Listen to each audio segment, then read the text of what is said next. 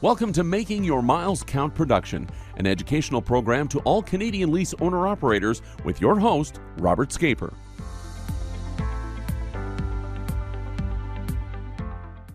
Welcome to Making Your Miles Count podcast, and today we're going to be discussing divorce in trucking. Divorce in trucking is no different than divorce in any other industry.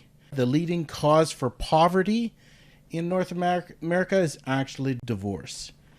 Divorce is costly. Our firm here, Make Your Miles Count, we want our clients to build after-tax wealth. And one of the biggest thieves in the industry is just the concept of divorce. I fortunately have never gone through a divorce myself personally, but I probably have deserved it at some point in my marriage of 35, 36 years, whatever it is. But realistically, I've, as an accountant in the independent operator industry for 25, 30 years, I've experienced a great deal of clients going through this process. It's extremely sad. I'm empathetic an awful lot towards both sides sometimes. We've had a phenomenal amount of experience in divorce, like I said, but there are a whole bunch of different kinds of divorces. There's some extremely gentle, very favorable, almost sounds silly, but almost happy divorces. And then there's some extremely dirty, nasty, cantankerous divorces that go on for years and years and years. It's something actually to avoid. I actually have had to avoid being subpoenaed into some divorce situations. Sometimes I've been successful, sometimes I've not. I've gone to court testifying. It's so emotionally based that oftentimes the straight out numbers and logic are ignored. One of the biggest keys is that numbers are exaggerated, and not because of any other reason, that there's a great deal of emotion involved in it. But I do want to warn some people, sometimes the path that they're going is going to cost them an awful lot of money. And I agree with the statistics. The leading cause for poverty is divorce. And it's extremely sad. I've chosen a few interviews to go into this process, interviews that I hope will give a little bit more of a sober look at the actual industry itself, because oftentimes the true villain is not the other spouse, but it's the divorce industry itself.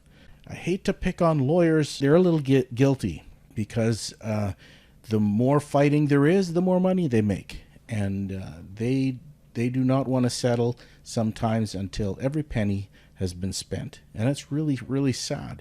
And I'm trying to bring about a serious, sober note to individuals who have animosity, so to speak. And realistically, I mean, I'm just a voice. If I can affect something in a positive way, that would be great. I don't fully expect the world to change just because of my opinion. But realistically, from an accounting perspective, you have to sometimes look that the true culprit is not the spouse, but the actual industry itself. And that's very, very sad. That's what I really want to warn individuals about. So I have a couple of interviews that I hopefully are helpful to you. And one interview is actually an interview with my son who went through a divorce, and the key factors that he had to work himself through. And as an accountant, say 20 years ago, I had two wonderful people in my office, and they were both working together to build after-tax wealth and a good house and children and everything like that. Something, whatever it is, combats, and suddenly, out of the blue, we haven't heard from them for 2, 3, 4 months or something, and suddenly they're in the middle of a nasty battle in their marriage, and ultimately they lose. We are dragged sometimes into it, but usually we can pull ourselves back and not get involved in it. To me, it's a little sad. No, not a little sad. It's probably, without a doubt, the saddest thing in the industry that I'm in, the accounting industry specifically. It's even sadder, actually, than a bankruptcy. A bankruptcy happens, probably a divorce happens probably 4 or 5 times more than a bankruptcy, but a bankruptcy, it's not nearly as much of an open wound as a divorce is, and it's very, very sad to go through that. But individuals have to understand, if they start going down the divorce road, what are they going to be confronted with, number one, and what's your end destination? What is the most realistic conclusion that you can find? Like I said, we have some interviews, and I hope it's helpful to you. The end goal, in my opinion, is to live comfortably, even apart, and working amicably together, especially if there's children.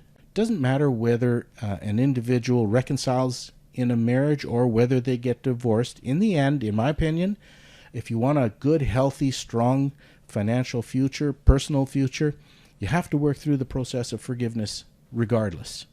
And if you hold on bitterness forever, it doesn't help you build wealth, usually. There are exceptions probably, but generally speaking, it's not good. It's not good. People want to get over it, and it may take many years in that regard. So, that being said, maybe we'll go through an interview of a lawyer and see what his position is on the industry, and what all happens through the process. Subscribing to this channel provides you regular access to professional advice on independent operators.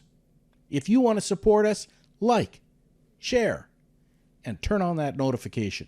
When it comes to lawyers, I have a sort of I shouldn't say a love-hate relationship, but it's a little bit less love than normal because I've had a lot of troubles, not myself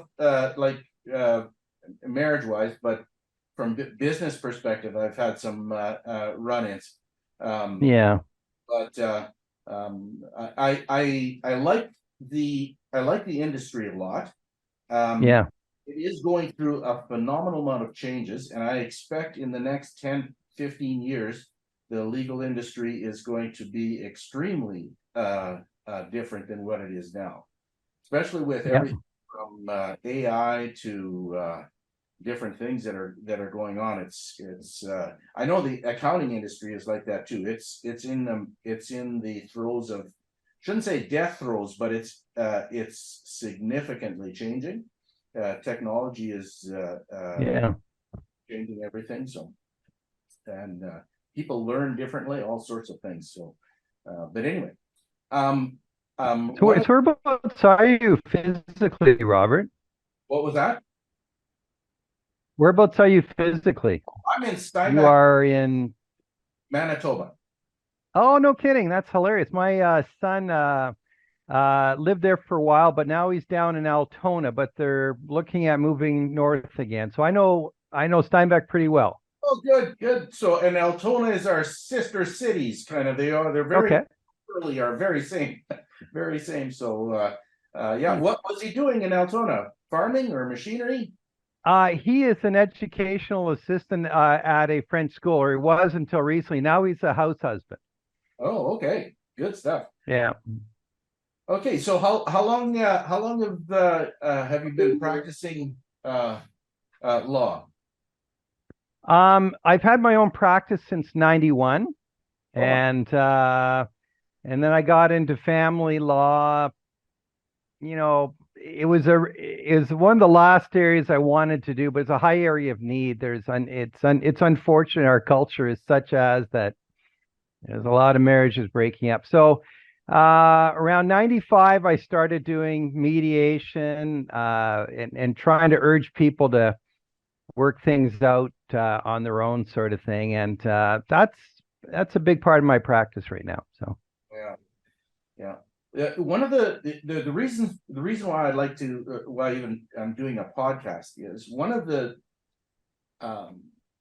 difficulties in being an accounting firm, in my case specifically for truckers, but I'm sure in other industries, in the accounting industries as well, but is to see families break up.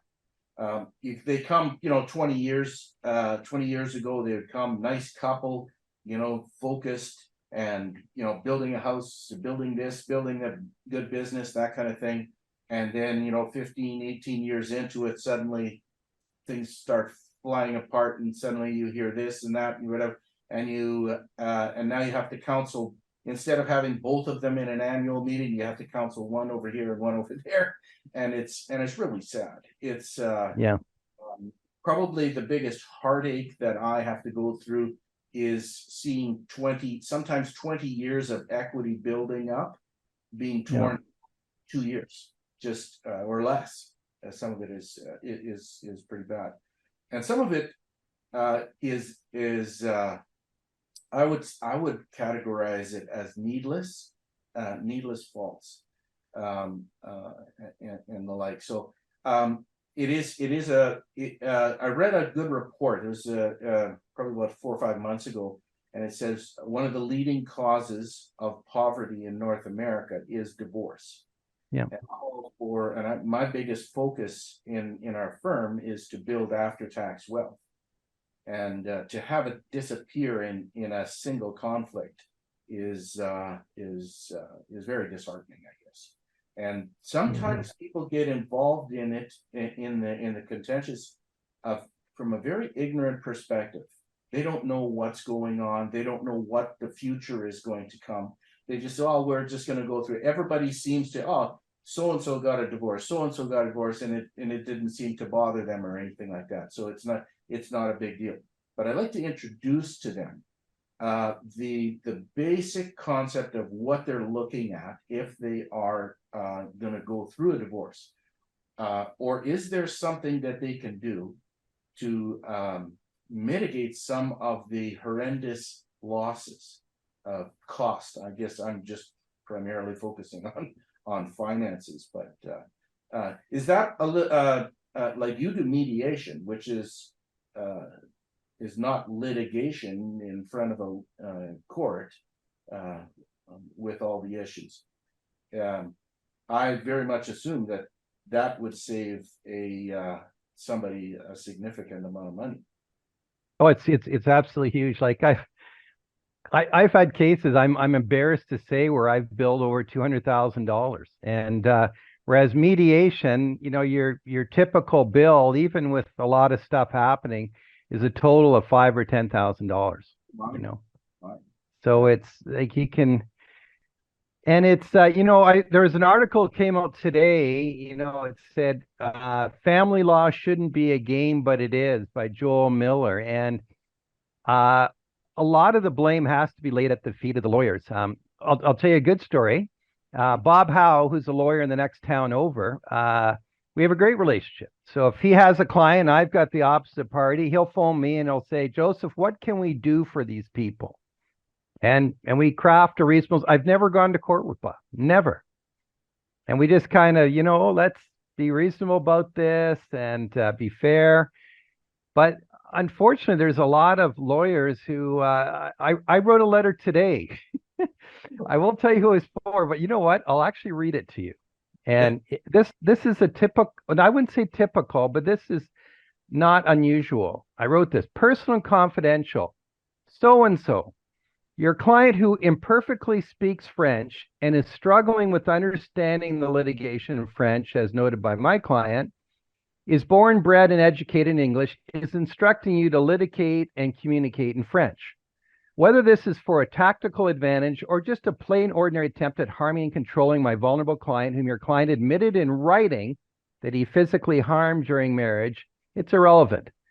I wouldn't put up with this nonsense. I would have told him, I'm not going to waste court resources. I have a duty officer of the court, and I'm not going to be a party to attempt to continue to abuse your former spouse. I will not be officially contesting his right to be heard in French, which he will get. On the other hand, he should be bearing the unnecessary cost of his querulous decision. So that's kind of the nonsense that goes on. Oh, yeah. Yeah. I've had several clients go through. I've had the full spectrum of some unbelievably easy divorces, and then some that I've had to attend in court. Like I'm sorry to say, but probably the ones that I get the most involved in is not the ones that I'm in the court for, because that's relatively simple. You answer the questions, whatever the judge says, and so be it. But it is when you say, okay, these are the facts, and this is a fair position financially, and it should be equally divided in this format. And I talked to both parties, believe it or not. And you can talk to both parties, and they both come to an agreement. Then they go to their lawyers, and both of them and then the whole thing blows up, and it doesn't stop until they are flat broke and their credit cards are totally maxed. Then miraculously, it's like these lawyers go, well, I guess we'll settle. It's like they sort of instinctively know when the credit cards are maxed. It is very, very sad, and that's why I have a little bit of a problem with his indies. Now, I don't have a problem with everything, and I would, because in my personal life there was I've been married now 35 years. I better know this. 35 years.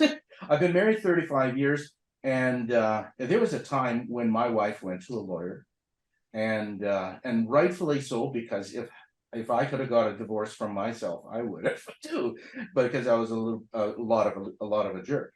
And the lawyer, after talking to her for half an hour or 45 minutes, said, you know what, you still love your husband, go back to him. Good for her. Yeah. Good for him. And so I owe some lawyer somewhere my marriage. They would put it that way. And so I could have probably searched it out and found him. But I figured, no, it's probably better for me not to know the person and just treat everybody in the industry like that.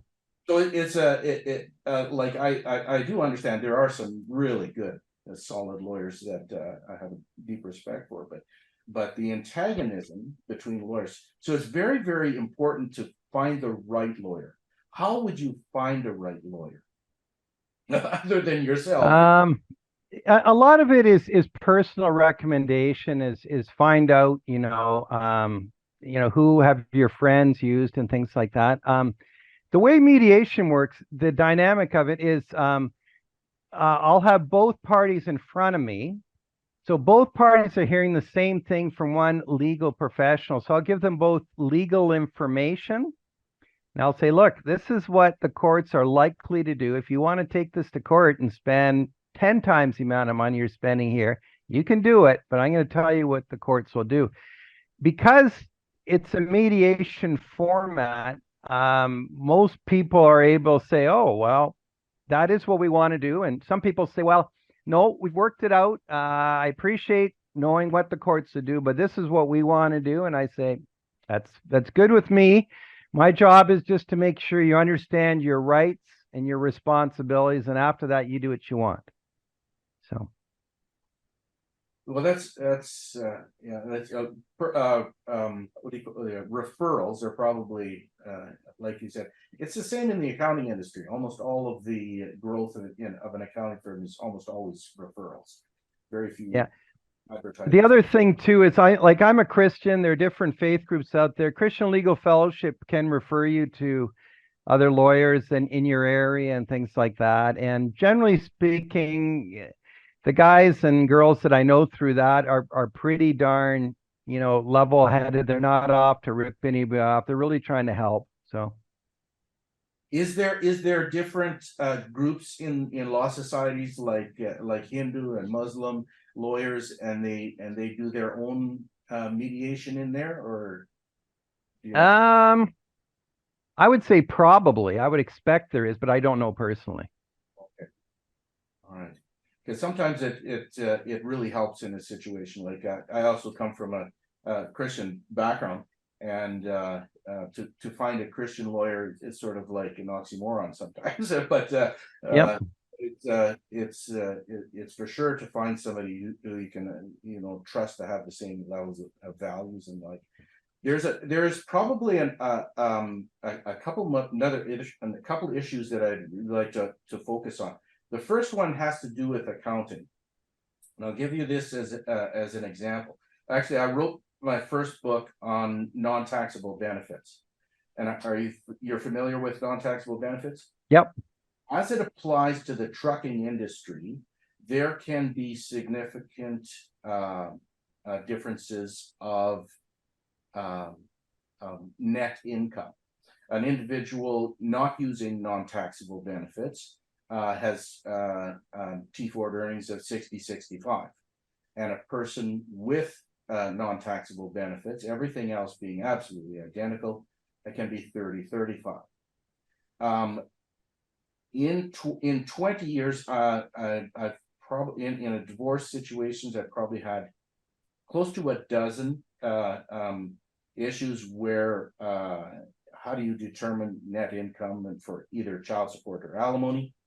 The courts, at least in Manitoba, and one case I had to do something in Ontario, I can't remember what it is, but for sure in Manitoba, all they looked at is the T1 earnings. Is that standard? No. The child support guidelines or the federal spousal support guidelines, those are federal. So no matter what provinces, you're going to run into it. Okay. And there's a provision there and said whenever the court determines that the T1 line 1500 is not the fairest determination of the income, the courts can look towards non-taxable benefits, for example, cell phones, or whether it be meals and entertainment and things like that.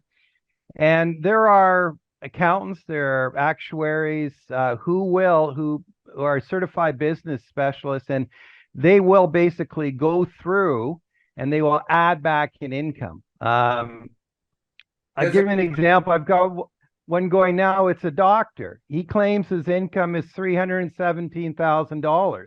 Well, after all the add backs in, it's now over $700,000. Like, doctors are more creative perhaps than the rest of us, Sure.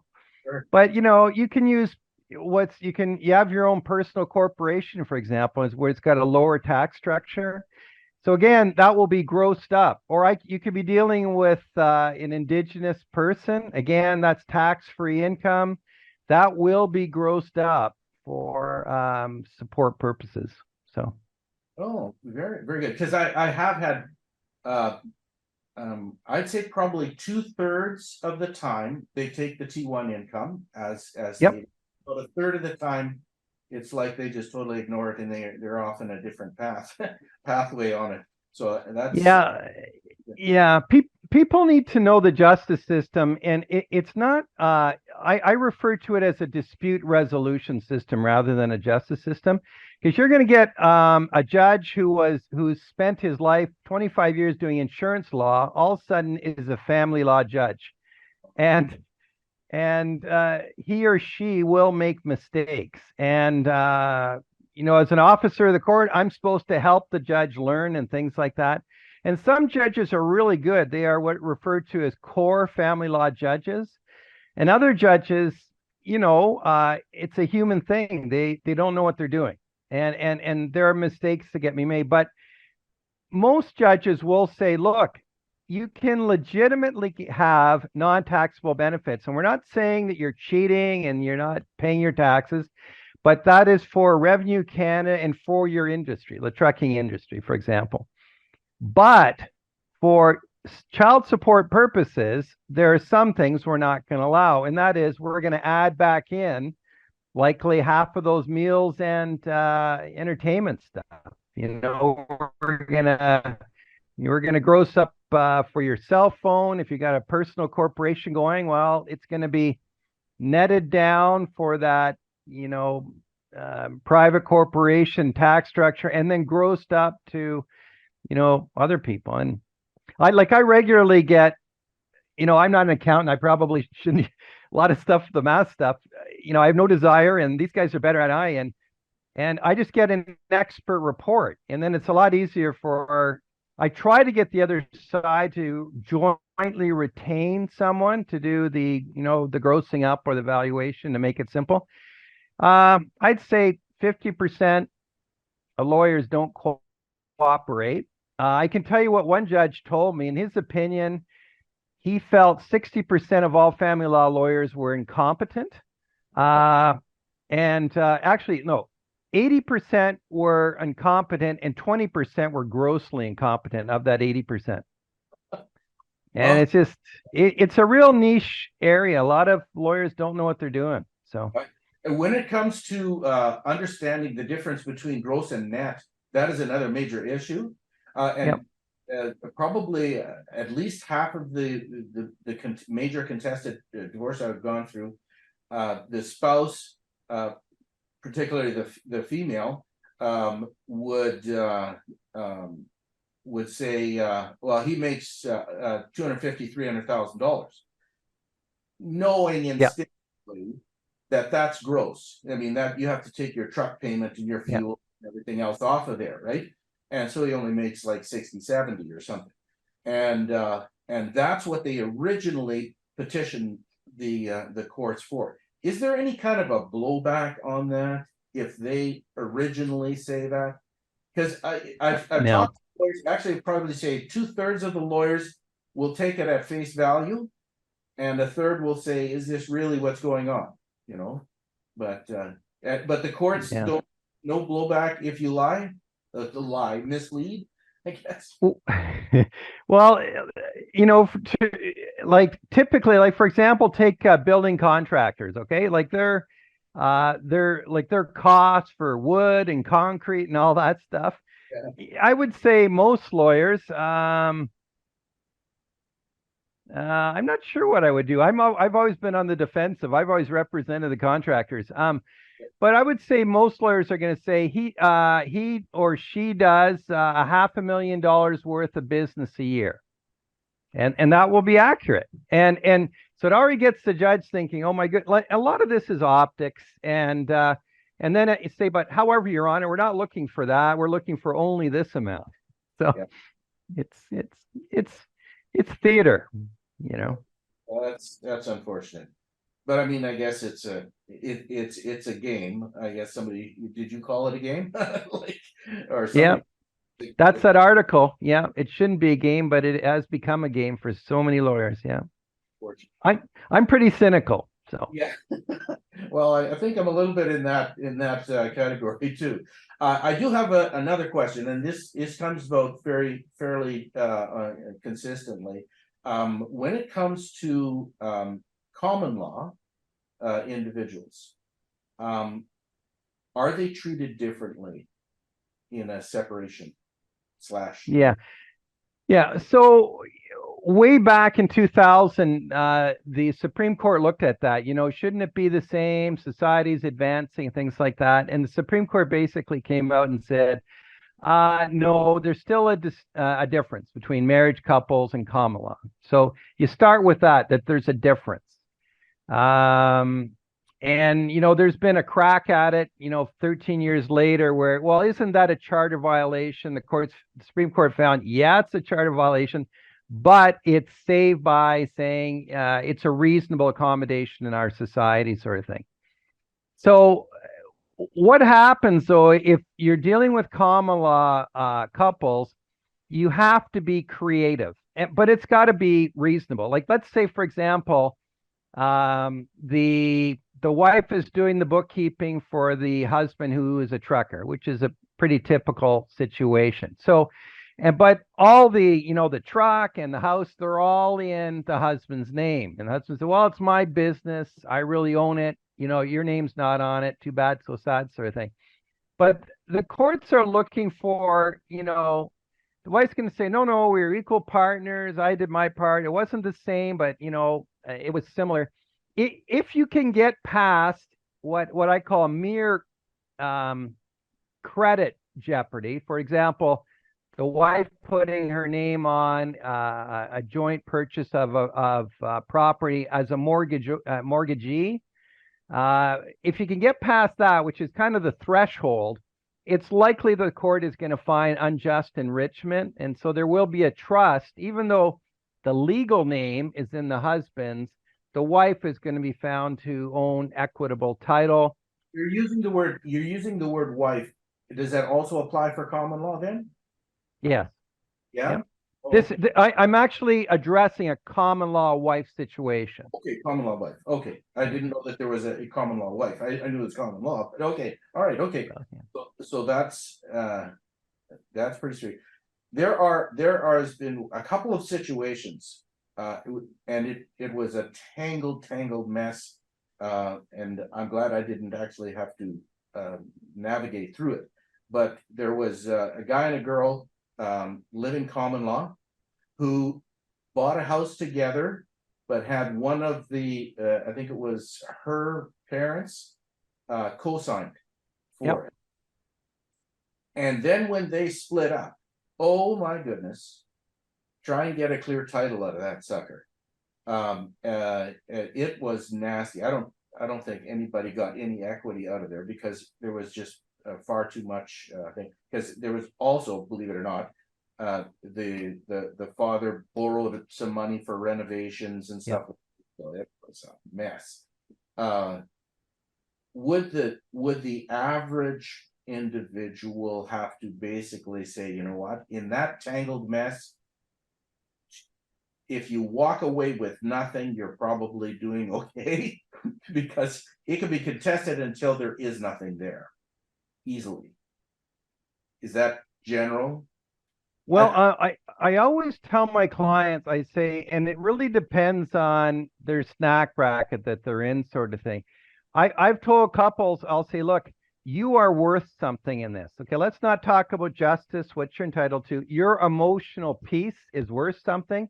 And you know what? In some cases, it could be worth 25 grand. You know what? And I tell my client, I tell every client there, I'm not going to fight for the last nickel for you. I'm not doing that. You know, let's talk about fairness, but at the same time, sometimes it's just it doesn't matter who the other person is or what they're getting away with. Your piece just needs closure, and sometimes it means selling for substantially less than what you're entitled to, for sure. It's a consideration.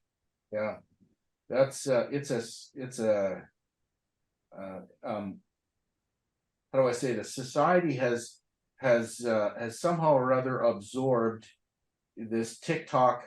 Oh, boy and a girl coming together, and both their incomes qualify for them for a loan, and somehow that's a great hack to get in, get into home ownership, not realizing that it's a little bit of a ticking time bomb if they ever want to do.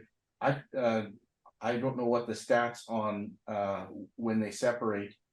Do they ever actually gain anything from it? That's the big thing. I don't know.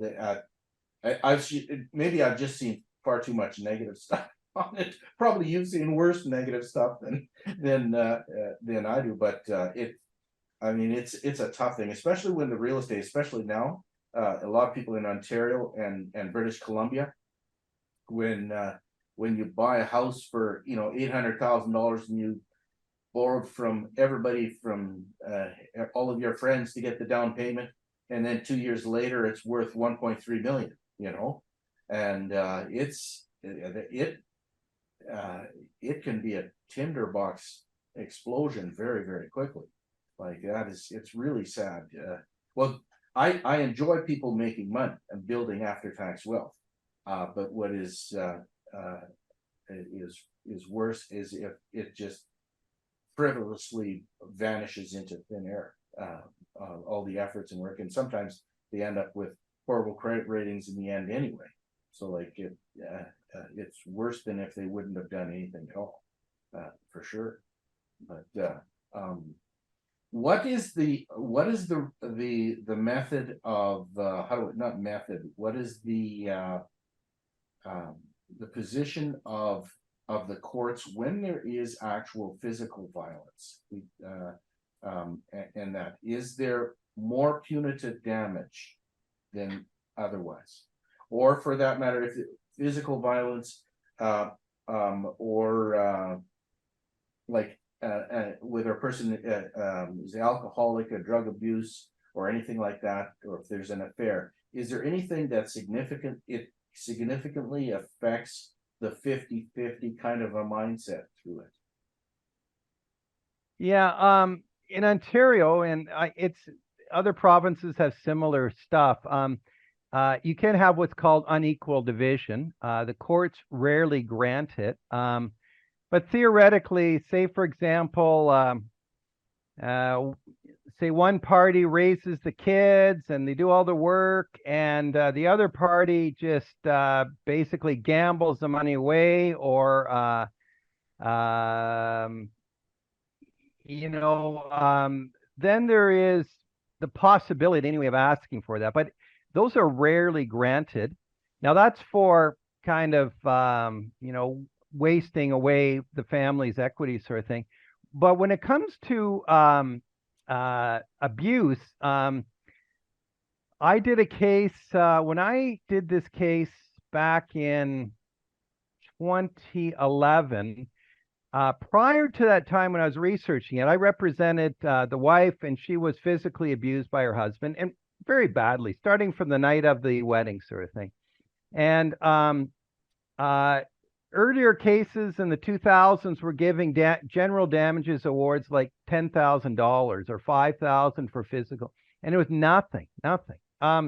In our case, we were looking at something much more substantial, and that's where the awards are now. They're now up, around the $100,000 range, like for stuff that's horrific, and stuff that it's if you can document it, you've got the evidence for it, the judges will definitely listen to it now. So I see.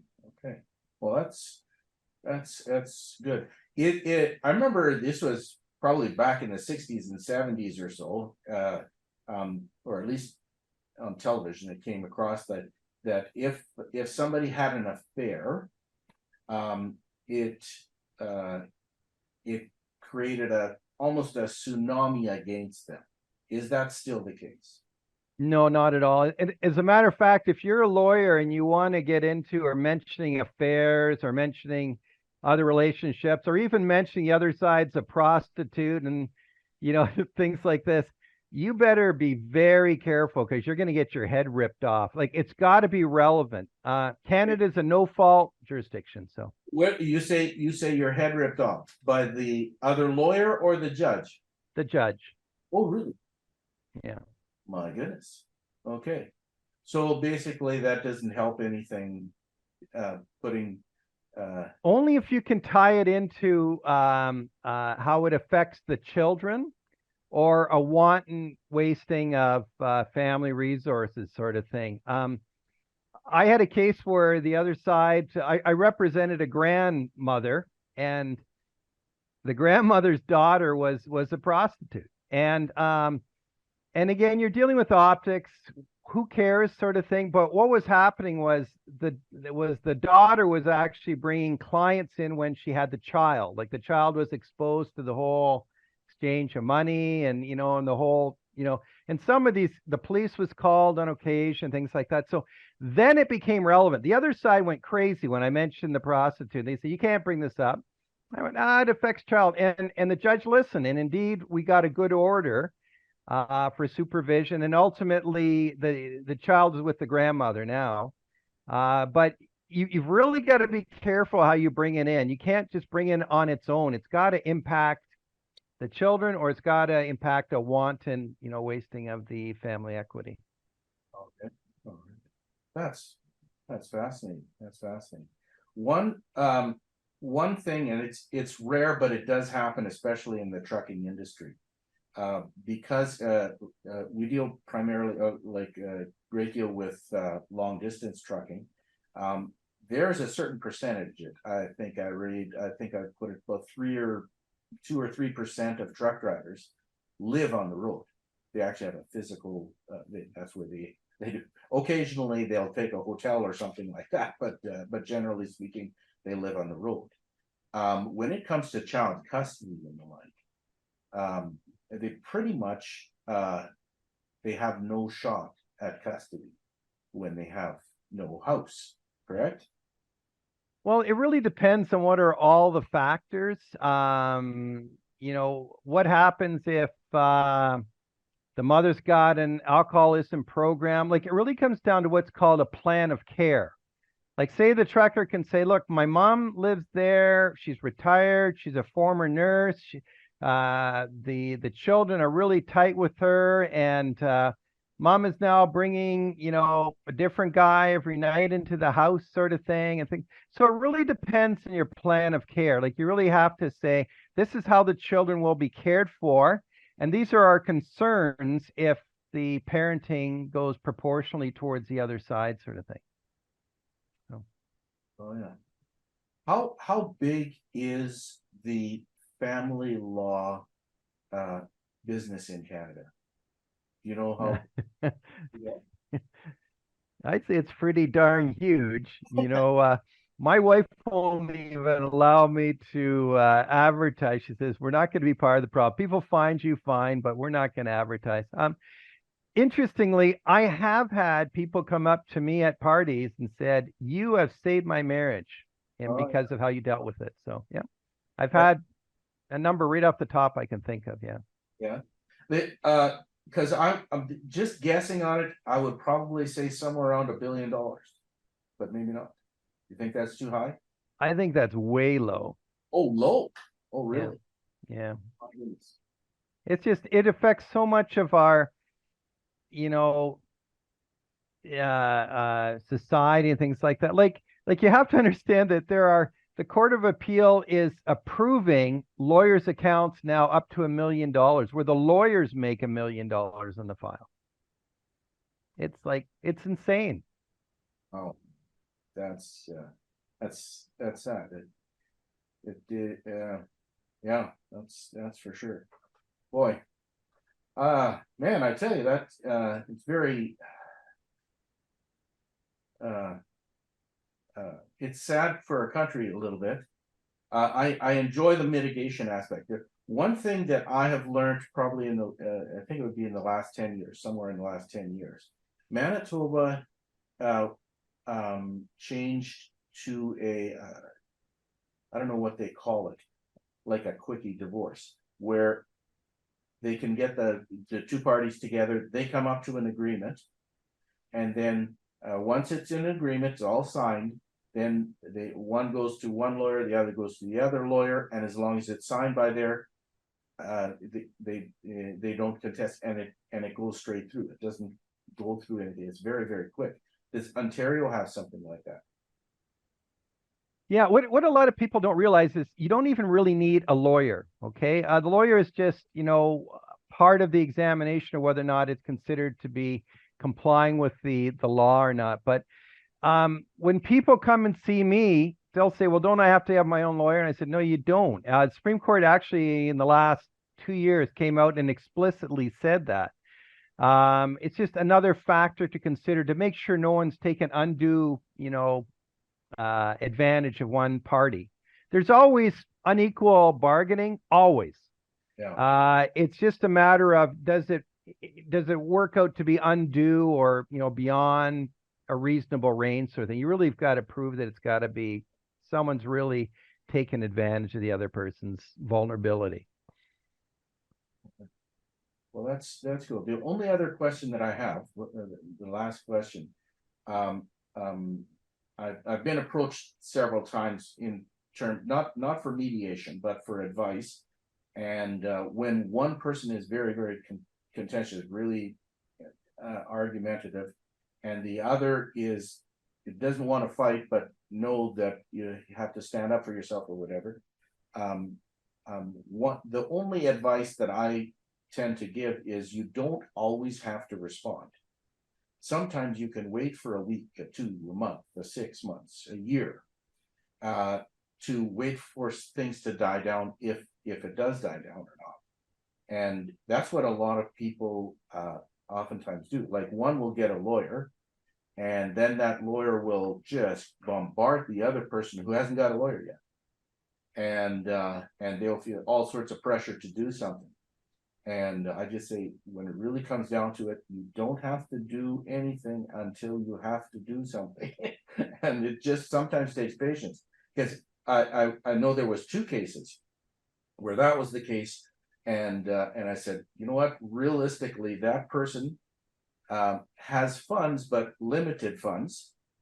Wait for them to run out of money, and then you can actually negotiate. There was nothing there was nothing being split up or anything like that, but it was just being unreasonable. And I just said, just wait for that person to run out of money, and then somehow or other they get their marbles back in their head or something like that. Is there a way that defense doesn't work? Yeah, especially when there's children involved, you get into what's known as the status quo. So in Ontario, basically, like let's say one party has the kids after the breakup. Well, if you sit on your hands, it's treated akin to what's called a status quo order, that unless you get a further court order or signed agreement between the parties, you're stuck with that. And the more that the time develops, one of my very first cases, I had a woman come to me and she was accused by her husband of sexually abusing the child. And it took her a year to sort it out. And there was nonsense. The judge said absolutely nothing to it. We did a child assessment by a professional, and the professional said all those accusations should never have happened. However, the child's doing well now at school, and there's no reason to disturb that arrangement. So even though it was horrific, it was an outright lie. So he got they look at how is the child going.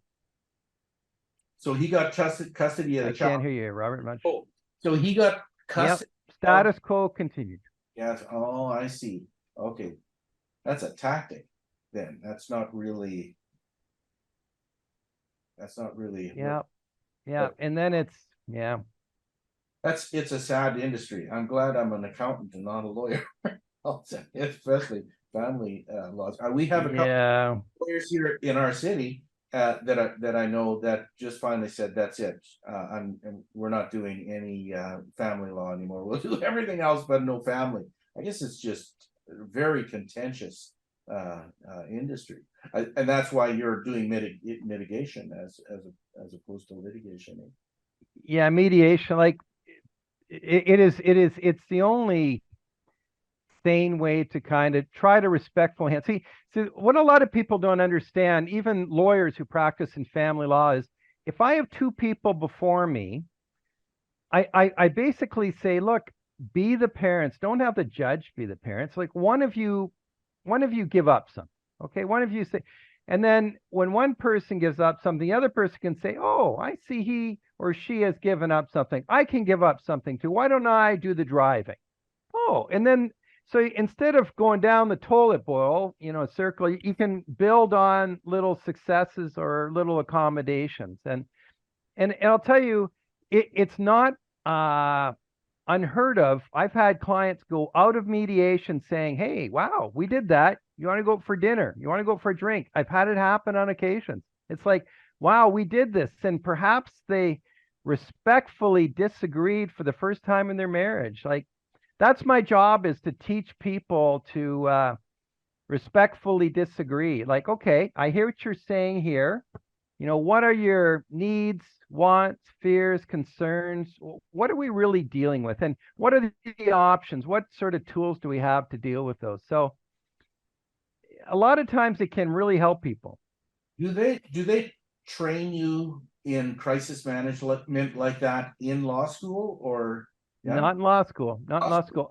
Like I'm a certified specialist, and I'm a certified mediator with a number of different bodies. So I've taken courses what's called intimate partner violence. Like and my training is I've got a lot of training. I've been approved by the province. So mediators, anybody can do a mediation, but the trained mediators have usually got an incredible amount of training in personal dynamics and things like that. So, yeah, and resources, history, to fall back on, for sure. Well, boy, I tell you that this has been very, very helpful for me, and hopefully for those watching the podcast, and put things in a little bit more into context. Hopefully, I can give people hope. The bottom line, I actually interviewed my son who went through a divorce, and we talked about it beforehand, and I said, what do you want to portray in your, I guess, words or whatever. And he says, whether you get divorced or not, you still have to forgive. You have to live above whatever it is that you're at. And I thought, man, dang, that's a good thing. Then I'll record it, because in the end, you have to move on. And oftentimes, even in a divorce, a lot of people think you never see the person ever again. When there's kids there, man, it's always there. You're always going to be somewhat linked to that person. Not always, but most of the time. So trying to give a little bit of hope sometimes for people who are going through tough times. And now I just heard some reports, especially in the trucking industry, things are really, really soft. And when it comes to with finances starting to dwindle in an industry, you get a lot of strife, a lot of panic, a lot of catastrophes, so to speak, and sometimes that affects marriages quite effectively too. And I want to be an encouragement, at least to some, to say, you know what, whether we lose everything or not, we can start over, because that's better than not. But sometimes you can't start over. So, but anyway, Joseph, thank you very much. I really appreciate your time today, and hopefully maybe we'll talk again someday on another subject too. There you go. Well, it's nice to meet you, Robert. Take care, and I wish you all the best. Yeah. Well, thank you for listening to an interview with a lawyer, and I hope it's been at least a little bit helpful. The law firm is out of Ontario. I appreciate their participation in this. It's a great benefit, I think, to the entire industry. Now I'll have another interview with another lawyer. I didn't want to leave it with just one lawyer who representing an entire industry. So hopefully we can get on to the second interview and maybe see what he says about the industry and about the experience of going through a divorce as a lawyer, and how to walk through it with a client.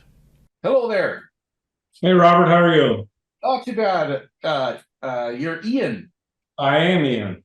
Ian Sneddon. That's correct. How do you pronounce it? Yeah, you got it right. Right on. Okay, good stuff. Okay, today we're going to be talking about divorce in the trucking industry. As an accountant for long distance truckers, I have a fair bit of experience with clients going through divorce. Long distance trucking is hard on a marriage.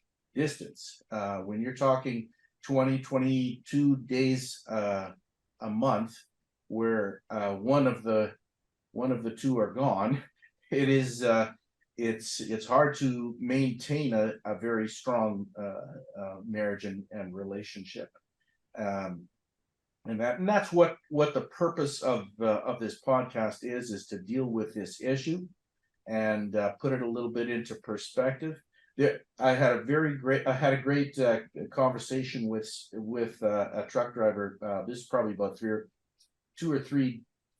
decades ago, something like that, and he made a comment. He says, if they invented something like a what do you call it, those transponders, or where they move freight electronically, like Star Trek or something like that, so all truck drivers would come home overnight. Yeah. If every long distance truck driver would come home every night, 50% of all of the marriages would immediately become whole, and everybody would be happy, and about 50% would disintegrate completely and dissolve. Right. Divorce. So to some people, being gone that long is actually good for the relationship, and others it's the exact opposite. Sure. For that as well. Interestingly enough, this is a sidebar, but interesting enough, there is a high correlation, or not a high correlation. There is an abnormal amount of truck drivers who are married to, I guess registered nurses, for instance.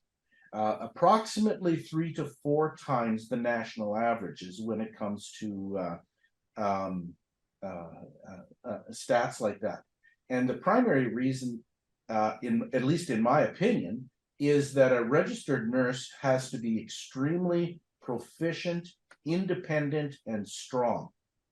And those two personalities, then they come together. I mean, she's like the RN wife has to be strong, independent, and everything like that, and it works. That marriage works because he's gone, so to speak, and which is unusual. I have no explanation other than sometimes it works really, really well, and sometimes not well at all. Not well at all.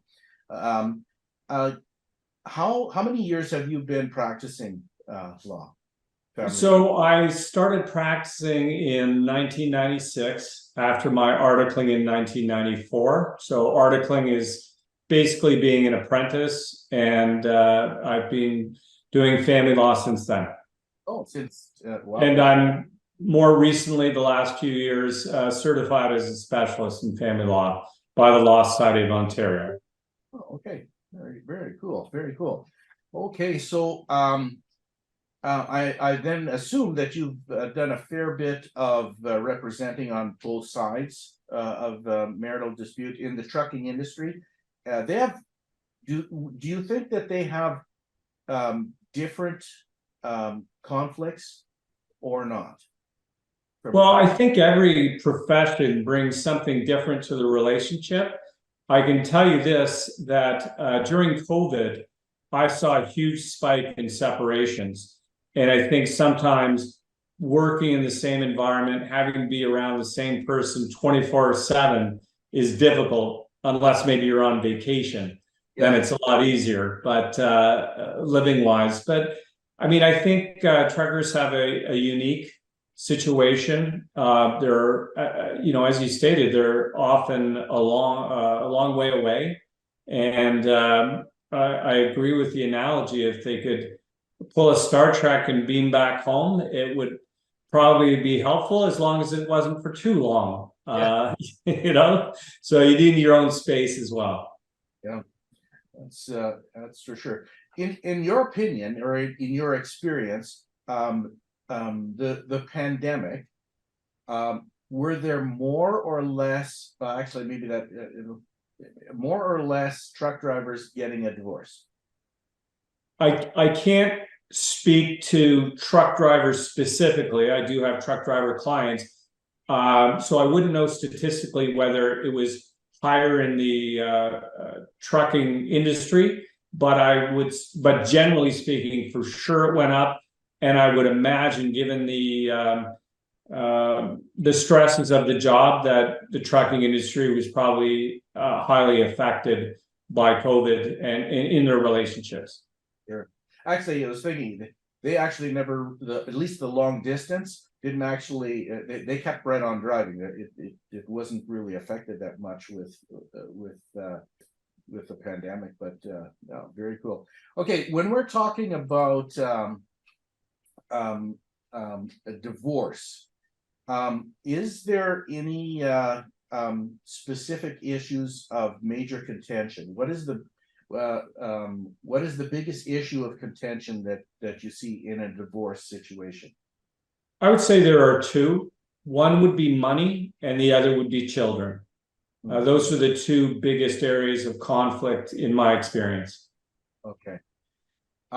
One of the things that our firm deals with almost exclusively is non-taxable benefits as it applies to travel status and the like, and it can make a very big difference in a person's T1 filing.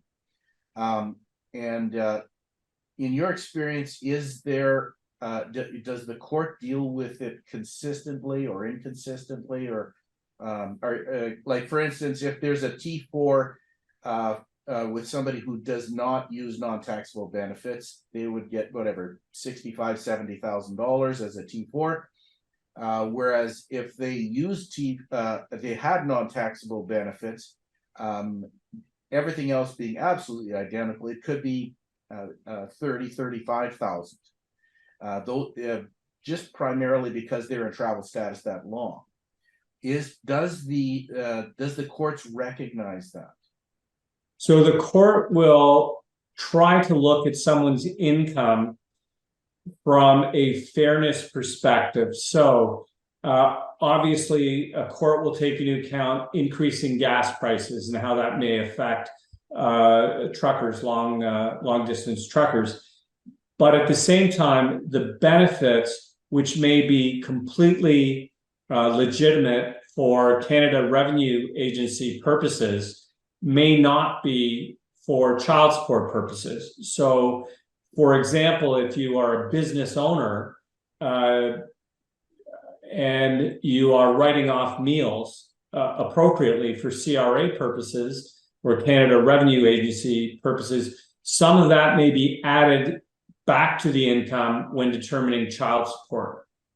Now, with truckers, probably less so than other people, because I would think most of the time, and Robert, you may know better than I would in this regard, but there's less ability to go home for lunch, so to speak. You have to eat more often. So I think a court would be aware and take that into consideration in determining the income that a truck driver has. And that is relevant to the issue of child support or potentially spousal support. Sure.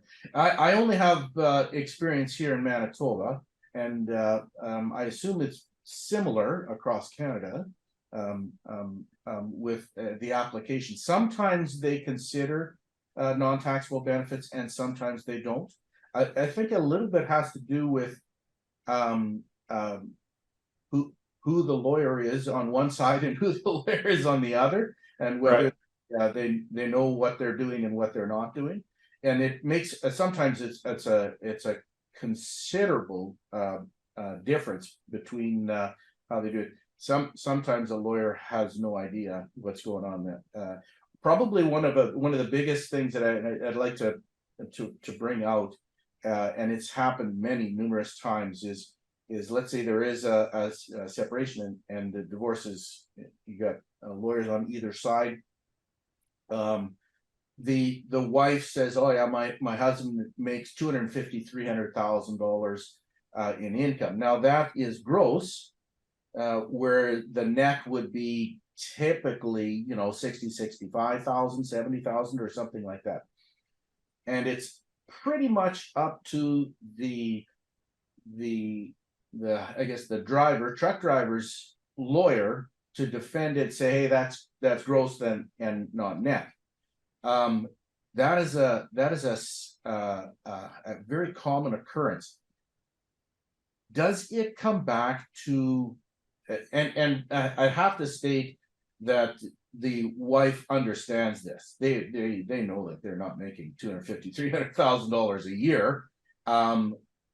Does it ever come back to haunt them if they mislead the court on their original stance or not? Well, if they mislead the court, yes. So interestingly enough, Robert, I went to law school at the University of Manitoba, so I am familiar with the differences. So for issues like child support, they're the same throughout Canada, although depending on what province you're in, you'll get a different number of how much child support should be paid. And it varies by province, but not by city. So if you're in Winnipeg, which would be more expensive to live in, presumably, than certain other places in Manitoba, for example, it's identical as far as the amount of child support, notwithstanding that the cost of living may be higher. As far as coming back, there is a requirement in family law for full disclosure, and it's different from buying a car, for example. If you negotiate buying a car, if you don't ask the right questions, then you're stuck with buying a lemon, perhaps. In family law, you're considered to give disclosure in utmost good faith. So if you mislead a court on what your income is, then yes, it could come back against you. Okay, all right. Well, that's good to know, because my experience in court, and I try and keep it as absolute minimum as possible, because some of these things can drag on forever and needlessly. That's probably the number one issue, is that in the one spouse says they're making 250, 300,000, and the other says, hey, look at my look at my T1, it could be 40,000 or something like that. So and then it's sort of like the individual spent $4,000 or $5,000 on a lawyer stating it, and then the other person has to spend $3,000, $4,000, $5,000 defending it until you get to the next issue, whatever it is. And that's probably, at least my biggest beef is that trying to keep it realistic. But I think I do not envy those in family law at all, because you don't see people in the how do I say, in their best performance in life. They are in the worst times. A little bit like police officers. All they see is the bottom dwelling individuals. And is there any way that it can be mitigated or at all, or is it pretty much how do you flow with a client, or do you ever counsel a person, okay, you're really off the rails here, can we get things a little bit more realistic? So what I try to do is I'm also accredited as a mediator and arbitrator. And more of my practice is recommending that people go to a mediator, because the court system is bogged down. It has been for a long time, and judges are overworked, and they don't necessarily have enough time to look at everything. So what I would do if I were representing somebody who wanted to get it resolved, I would recommend that they hire a mediator like myself, and you can do that regardless of what province you're in, to try to come to a deal that's fair for everyone, and then retain jointly, so you don't have the back and forth, an accountant or a specialized type accountant to say, okay, here's what is the real income. We've taken into account all issues, the price of gas, meals, repairs, all those sort of things, and say, we think the income is this amount. And mediation is voluntary, so if it doesn't succeed, nobody's out, and it's still confidential. And we're looking at, in Canada, at least in Ontario, I'm not sure of the statistics in Manitoba, but generally speaking, if you go to trial, you could easily spend $100,000 or more. Wow. For a lengthy trial where income is disputed and everything is disputed. Is that each or collectively? Possibly each. It really depends on the length of the trial.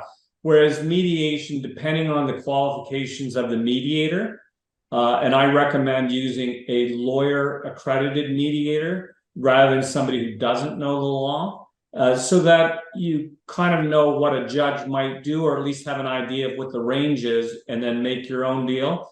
And then you can do that for a fraction of the cost of going to court. Yeah. And it's much faster too, and less stressful. You're absolutely right. You do see people at a low point in their life, and I kind of equate it with losing your job. That's a very stressful time too.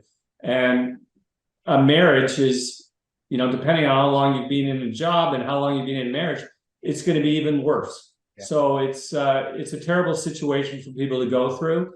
And their best bet is to try to stay calm and try to resolve matters in a less hostile environment that's going to occur in a courtroom. Yeah, I agree. I know what I'm trying to do, obviously, for my clients is help them build after-tax wealth. And one of the reasons why I'm even doing this podcast is that statistics clearly show one of the biggest causes of poverty in North America is divorce, because it strips a person it's very, very easy for a person to strip all of their equity in a matter of months or years. Right. In that. So what would be classified as a quick divorce, and what is a typical, what would be called a long drawn out divorce? So I can't speak to Manitoba, but I'll give you a case I did recently. I can't reveal names, obviously, but it was 9 years of litigation and of a separated party. In mediation, you can get it done within a couple of months from start to finish. Mm-hmm. So that would be much faster, obviously, than the court system as well. I would say typically in where we are now, things are starting to get a little bit quicker in the court system, but the backlog that was created through COVID and the pandemic, we're still feeling the effects now. Is there a strong correlation between the amount of money available from the parties and the length? If it is, in other words, if you don't have the money to fight, will there be? Can it drag on? I guess if you don't have the money to fight, I guess you can't fight, right? Right. I think the vast majority of Canadians cannot afford litigation. The people who can afford it are those who get legal aid, and then they're getting often free legal advice, and they can go to trial and it's not going to cost them much, or the very rich. But the vast majority of Canadians, it's really unaffordable to go through it. And those that do have the money, largely, I think it's not a result necessarily of the lawyers. It's that when there's a lot of money, it's usually a more complicated situation. And it will be right from the get-go going to be more complicated with truck drivers because of there being often self-employment and the disagreement between their gross income and their actual income available.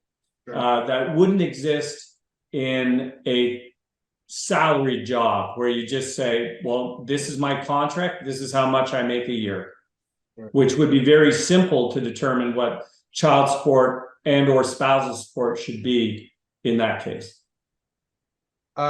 Another issue that I consider to be quite considerable is common law and cohabitation, and when there isn't actual marriage involved there. Can you say a little bit what's the net effect of common law cohabitation versus marriage? Okay, so with respect to the differences, in a common law relationship, as it's often referred to, there are no property rights, at least in Ontario. I can't speak definitively about other provinces, but in Ontario, no. But there is property rights. Yeah, so for example, if somebody goes through a divorce, and they're married, then all of the assets, such as a pension, RRSPs, all of that is effectively shared in a calculation starting from the beginning of the marriage to the end of the marriage. If it's a common law relationship, there's no property rights as far as there's no matrimonial home, for example, because they weren't married. Now, they may have joint ownership and have property rights because they have joint ownership, but the fact that they're not married will make it different as far as property goes, but not with respect to child support or spousal support. Okay, so if they were in a common law or cohabitation and they had 1, 2, 3 children or so, and it was a long-term relationship, 6, 8, 10 years or something like that, there's still no equal splitting of assets. So the children will not be affected by the length of the marriage. You don't pay more child support because you've been married or in a common law relationship. It will be determined by that person's income and the situation of where the children live. That's going to be the defining factor in support issues, not the length of the relationship. The length of the relationship will affect spousal support, though. The longer the relationship, the greater the entitlement and likely duration of spousal support, or often called alimony, will be paid. So where's the cutoff date between you're living together for 6 months versus however long until you're actually classified as common law or cohabitation? So it may vary from province to province. In Ontario, it is 3 years. 3 years. So there may be benefits. For example, I'll have clients who will come in and say, well, we've been living together for a year, so I'm on his benefits or her benefits, and that's fine. But as far as an obligation to pay spousal support, it's 3 years unless there's a child of the relationship, and then it could be earlier. Earlier, I see. Okay, so there's a few conditions there. It's not a ironclad one way or the other. It's not, no. Is there any difference, and there wouldn't be any difference, I guess, in child support or alimony in dollar figure, or maybe there is between common law and married? There shouldn't be. So for spousal support, typically it's calculated under the spousal support advisory guidelines, and it's the length of the cohabitation rather than the length of a marriage that is relevant. Oh, okay. So they judge the length of the cohabitation to determine one figure, and the length of marriage. Do they do that as well, or it has no difference? So if a person has been married for a year, is it the same as a year after cohabitation began? It could be different, because if you're married, well, you're married, and there are different rules if you are married. As far as spousal support goes, the formula, just to help people out if they're wondering, well, how do I calculate it?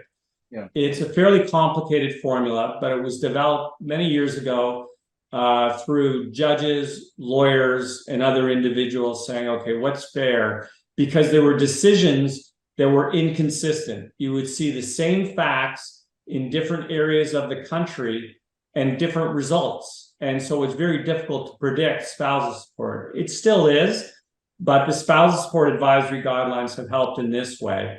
And the formula is based on the length of the marriage, the discrepancy in income, and then a percentage. You'll get a low, mid, and high range of spousal support, and that's going from a multiplier of 1.5%, 1.75%, or 2%. 2% is at the high range. I see. Okay. All right.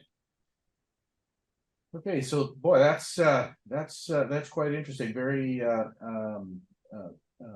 very interesting. I have a little bit of an off kind of a question. Sure. Having to do mostly, I guess, with technology. Is there what effect does technology have on the speed of some of this? I think like the advisory board giving formulas or whatever. I have some clients, for instance, that can go put their T1 income in there and immediately figure out what their child support, alimony, everything like that is at any given time. Is there anything from a technology perspective that you can see is going to affect the speed of a divorce or the speed of settling an issue?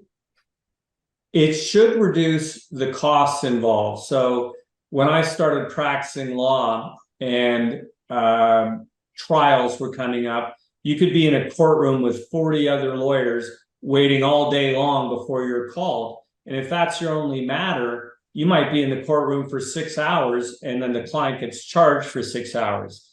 Currently, my practice at least, so what happens is it's done by Zoom in Ontario for things like that, so that I can be in virtual court, turn off my camera, mute myself, and work on a different file until my matter comes up. So then rather than that client getting charged for 6 hours in the courtroom, maybe it's just half an hour in the courtroom. So it should make it ultimately less expensive. Cool. I just thought that primarily because our accounting firm does a lot of technology, and we're working with some AI stuff and stuff, and I know the accounting industry and the legal industry is being significantly affected by technology. Like they change. Like I've known lawyers from 30, 40 years back, and the only thing I remember is all of these law books on the shelf, and people paging through it and looking for stuff, and what took them 6 hours to find now can take 6 minutes or less. It's very significant. And getting advice, for instance, is legal advice on divorce available for somebody who just getting from a technology perspective, they're going online, and do they have to talk to a lawyer to walk them specifically through it? Well, like anything else, the problem is the books that used to be on there when I was at Robson Hall at University of Manitoba, you could rely on them, you could trust them.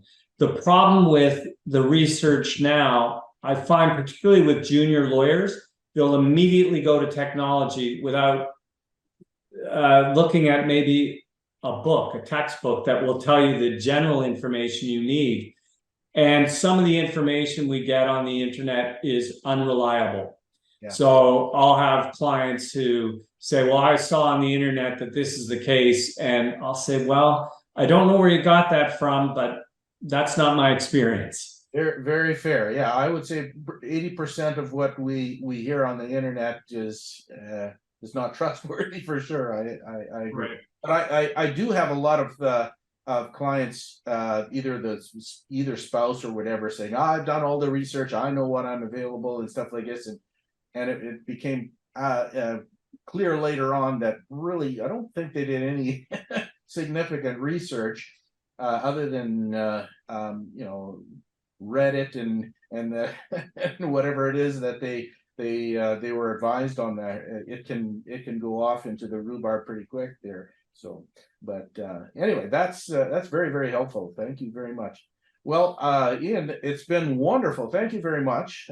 Learned an awful lot, and I thank you for your services in the industry. It's a tough industry. I'm not jealous of your work, but I'm thankful that somebody's there to provide protection for either side. So, well, thank you for having me on your podcast. All right, thank you very much. All right, take care. Well, finally, in this podcast, we have an interview with my son, and I'll introduce him right away. But as I say in the interview, I'm not really interested in interviewing anyone. I wish I didn't have to do anything on this topic. But is very, very close to me to see my son go through certain things. And it's been helpful to him and as well as myself to talk through a lot of issues. I hope you can see the benefit for yourself. In order to overcome a divorce and rebound or refocus your life to a financially secure and advancing position, one of the biggest things that I have seen in my practice is when individuals, how do I say this nicely, lose their minds. They become way too emotional. If they would just hit the ditch, that would be one thing.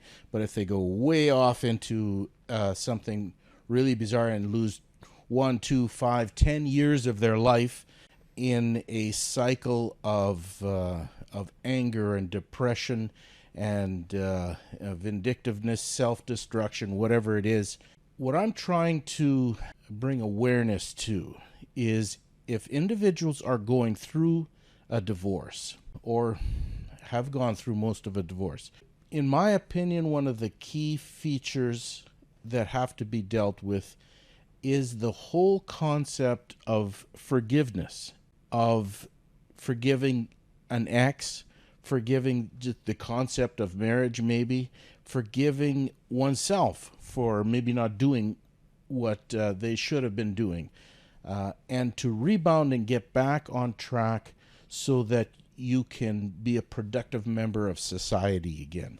I've had quite a few. One client I'm thinking particular went through a divorce, and they went off and basically lost so many years.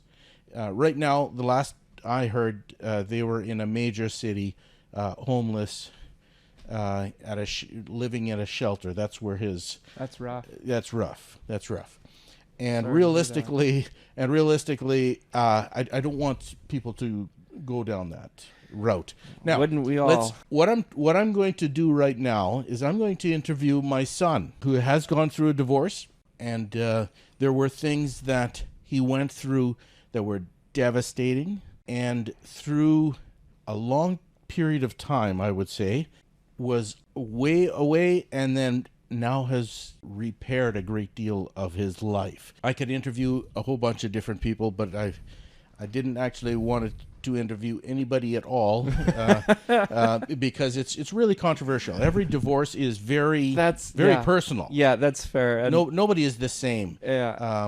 And the like. But that's an intro and a half. Yeah, that's very.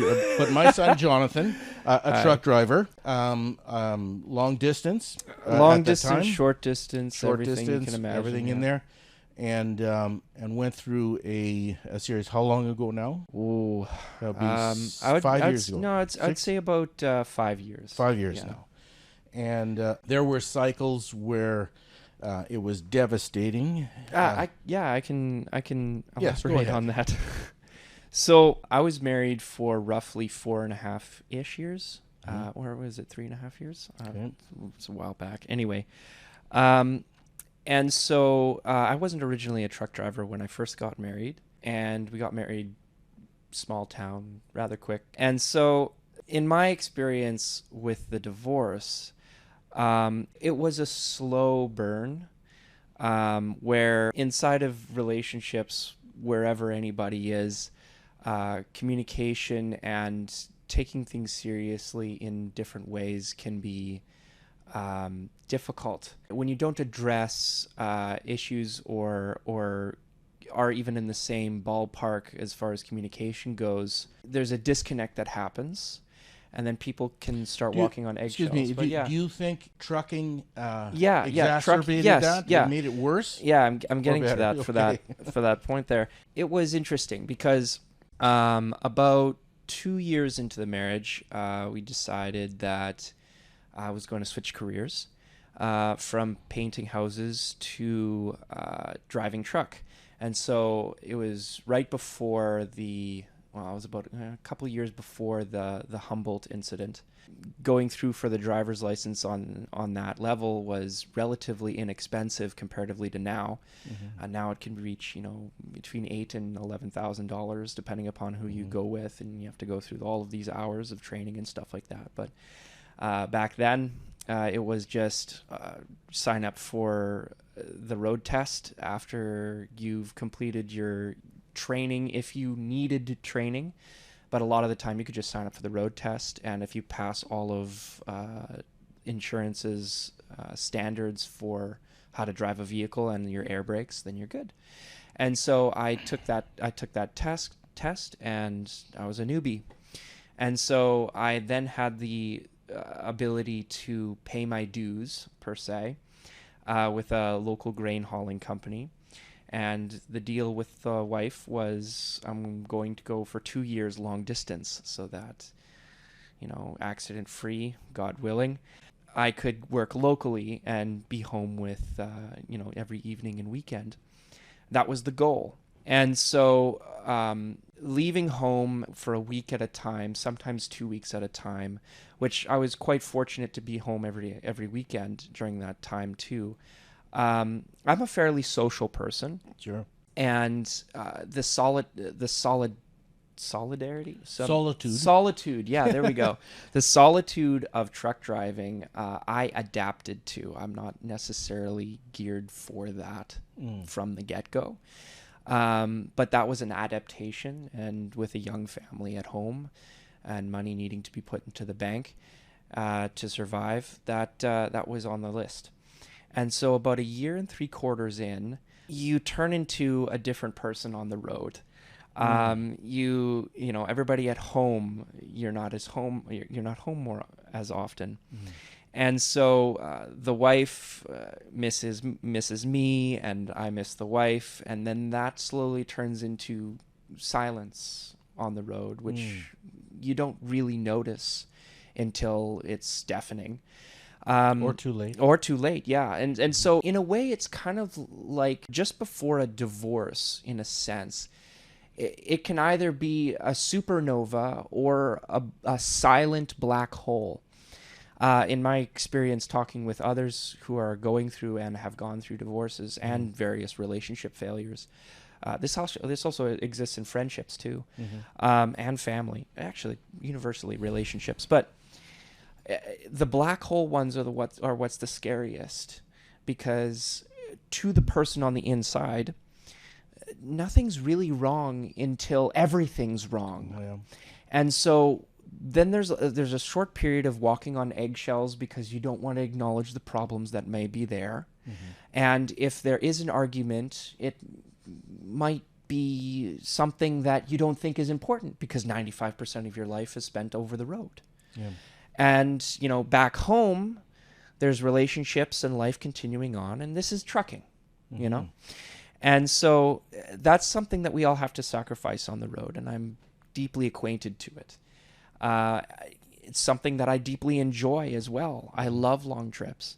I'm not in the trucking industry anymore, and as I hear, there's a lot of people who leave the trucking industry after a divorce.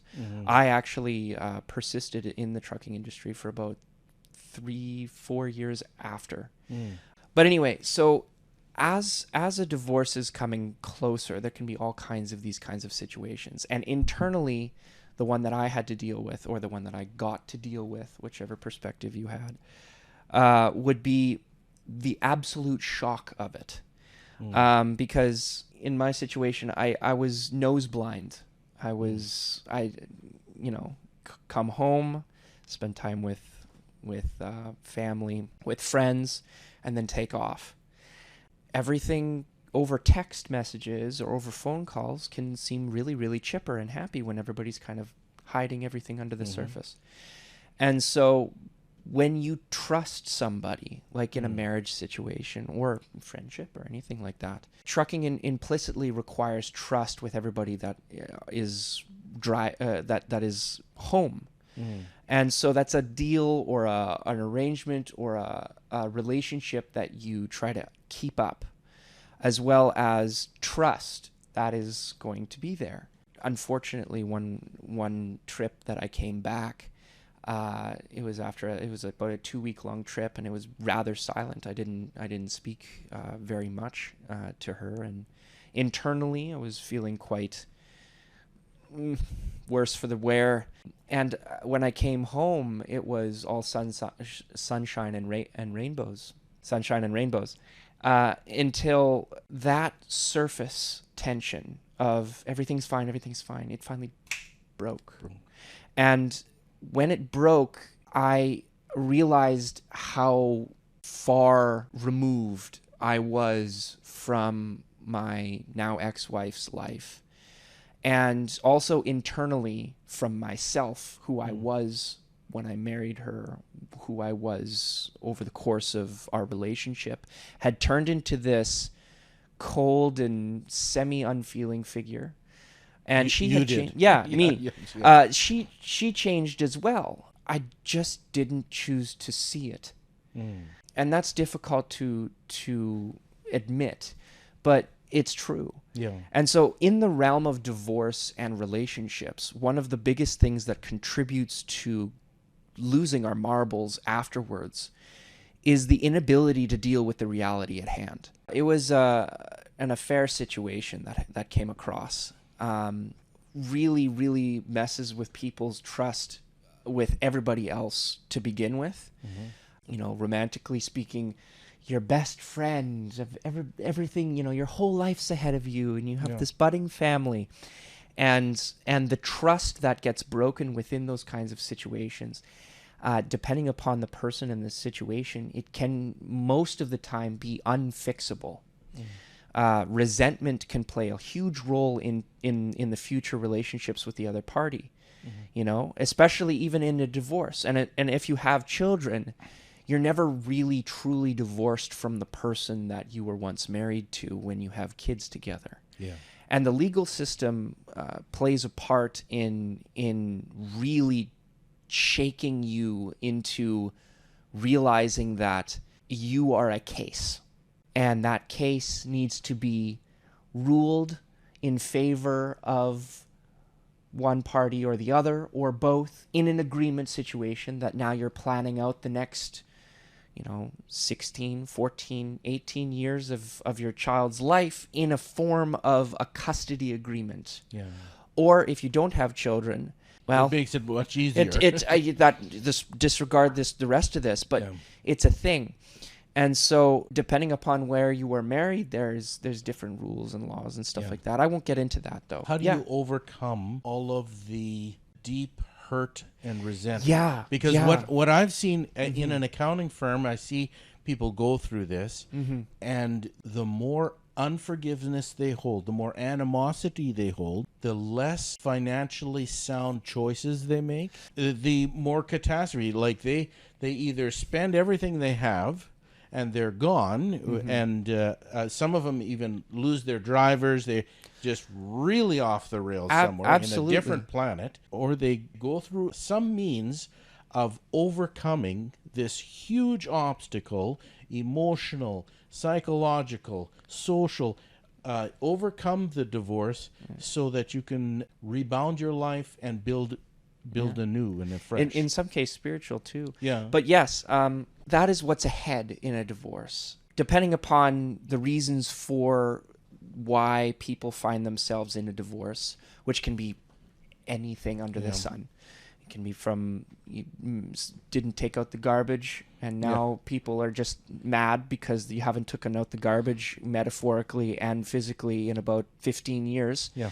And so now that has piled up, all the way to much bigger problems. Yeah. When people are faced with divorce, it's a symptom and a crisis of everything that's built up over time, either in yourself or your spouse, internal relationship with each other. The other person that you're married to is their own human being, and they have all of their thoughts, all of their emotions, and all of their life ahead of them and behind them. They're the person that you met when you were walking on the beach and, oh, wow, she looks pretty, or, oh, wow, he's super handsome. The person that you met at, over drinks or wherever is sometimes not there anymore, but also still has the potential to be that person too. And so in a divorce situation, everybody's at their bottom or can be at their bottom. And it's important to recognize and realize that there is an after this. And an after this includes whatever horrible things have been done or said.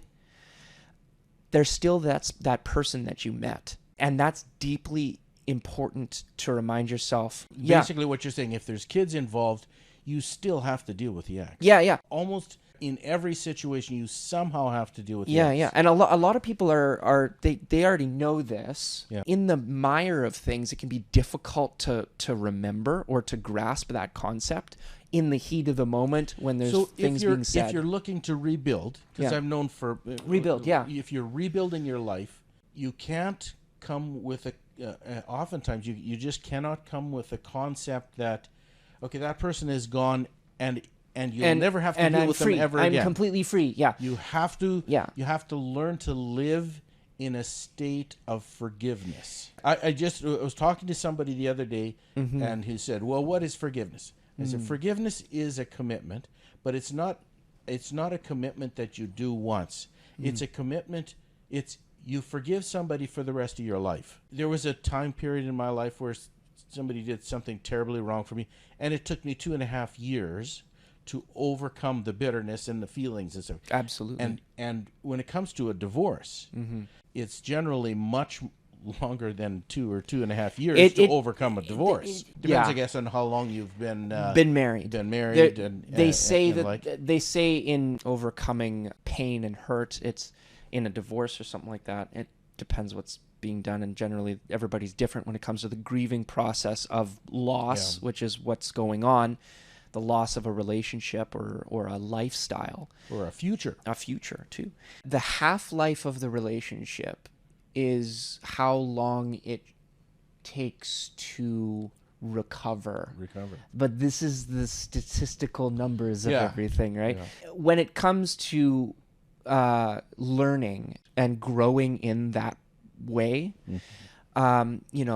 everybody's met somebody. Well, not everybody, but I bet if you go run around, talk to people, we would eventually find people who are children at the age of 80 or 60 or something like that, and then those who are in their mid-20s that have the wisdom of a sage. Okay, that's what you mean. Yeah. The process that it takes you personally, because forget about the other person, but you personally going through where you are, forget whose fault it is. You are where you are. And so the emotions of anger, hopelessness, hate, envy, jealousy, everything under the sun, all of that is there and can be there. And it's not going to go away until you work with yourself and put yourself in appropriate situations and learn from them. Yeah. Learn and actually deal with it. Yeah. You can't run from it. Yeah. I exactly what you were saying about 80. You lost me there for a second, then I realized what you were saying. But I have clients who are almost 80 years old, okay?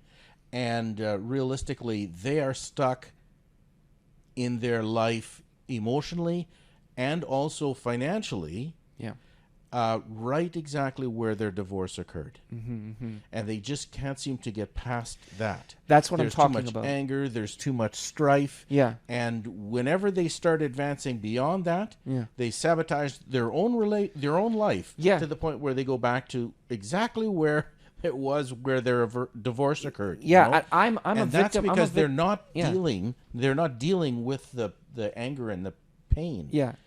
In it. That's exactly it.